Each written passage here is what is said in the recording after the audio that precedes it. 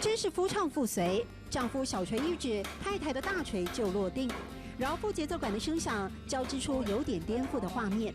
其实拿这个大锤，你不要看这样嘞，拿了以后要洗衣服啊，那衣服都干了。老人家起火落锤依旧带劲，40年来挥汗打铁的辛苦，在爽朗的笑容中云淡风轻。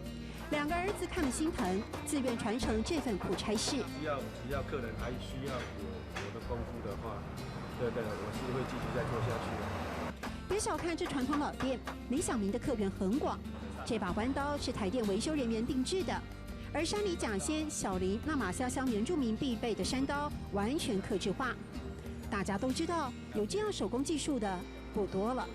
我爸他10几年前来开的时候，7、8家有，现在有在动了，差不多只剩下这一家而已。剩你们继续存在，好像成了一种责任。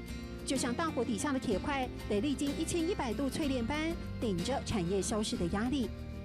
宝宝说70岁，我真的不相信。牙肉公董演导，她老公真的很英俊啊，很多人讲对不对？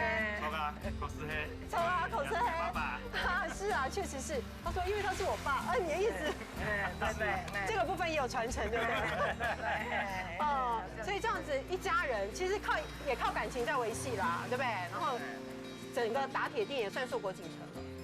一家人对传承这2个字有很深的感触。